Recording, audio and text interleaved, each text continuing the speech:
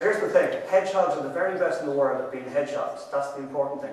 They don't try to be anything but hedgehogs, but they are brilliant at being hedgehogs, right? And the story is told of, let's say this is a hedgerow here, okay, just in front, and the hedgehog is mooching away, eating his slugs, right? He's mooching away, and there's a fox waiting here, a crafty fox waiting to have his hedgehog breakfast, okay? The hedgehog, being the very best in the world at being a hedgehog, understands that. He senses the fox curls up in a ball to protect himself, yeah? The fox lunges, gets the spines in his nose, yelps and goes off to lick his wounds and think of tomorrow's crafty plan, how he's going to have a hedgehog breakfast. And the hedgehog just gets up and mooches out and eats more slugs. Okay, yes, the very best in the world of being a hedgehog, and you're thinking to yourself, what has this got to do with business? I'm going to share that with you now. There's actually a hedgehog concept of business. And it asks you to ask yourself, what can you be the best in the world at? It doesn't ask you to ask yourself, what can you be just like your man down the road at? It asks you, what can you be the best in the world at?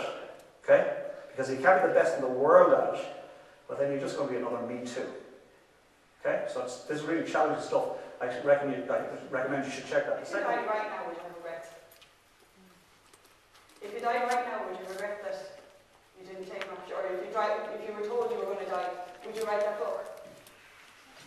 If you got the book out of the way, would you write the book? Of course you would. So stop listening to people, as Tony says, naysayers. Stop listening to people telling you that you play it small.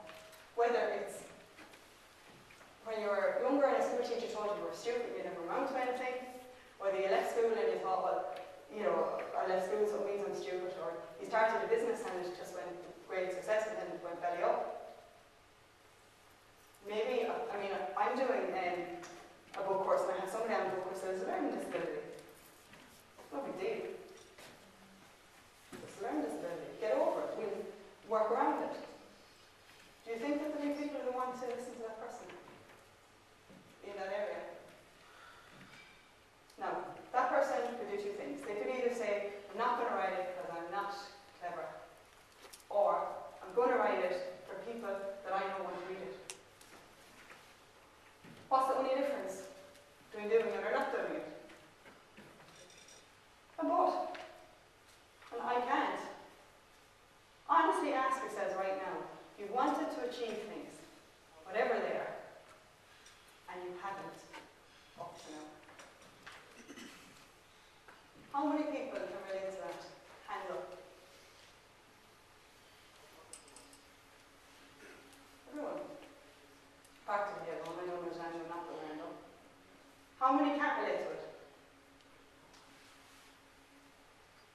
Look around the room.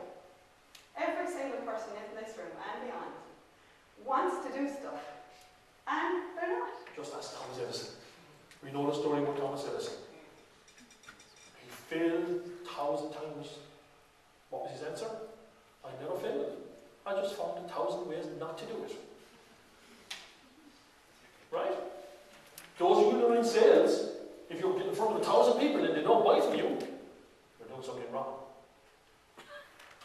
Figure out what you're doing, and that's not going to be able to do it. 665424, and then the next one is 11334621, and then 27018587.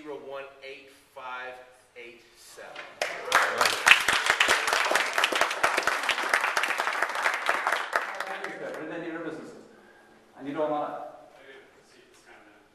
No, you're close, but no. You're 50% of the way there.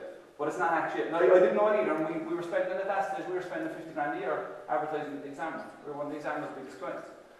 So, the reason a newspaper column inches that wide is it is the distance your eye travels in your head. What happened to turn your head? It's the distance your eye moves in your head, what happened to turn your head. Because you will sit down to read a book, but you pick up a paper. And that's going to become very relevant to when we start talking about technology. Because I am sick to death of listening to everybody telling me that the world has changed, that I don't understand technology, that I don't understand this, that I don't understand that. Because it hasn't. Because there's still a person at the other side of the bloody computer, there's still a person at the other side of the phone. You just don't understand what they want. So the logic here is you have a headline, a picture, more headlines, and then your column. Most guys advertise, just if you're ever doing newspaper advertising, which well, you would have done all but at the moment, but you might get some value of it, is everybody puts the name of their business on the top. Papers don't do it. Papers' headline is on the outside of the newspaper up there, but they've got headlines underneath it. Newspapers don't do it. They give you a reason why you're going to read it. They give you a picture. So what happens is you look at the picture, you look at the headline, you then read the article. Advertising is advertising. So when you go to the internet, guess what happens? It's a picture, headline, and content. It doesn't change. So my main goal here is to take all of the myths of, you know, oh, I'm going to do Facebook, like Peter was talking, there's Facebook, there's Google, and there's all the others. Which is right for your business? I don't know. I don't know your business. Do you know? Do you know who your customers are? Do you know what they want? And do you know how they want to interact with you? And this is very interesting, is do you actually know how your customer wants to interact with you today?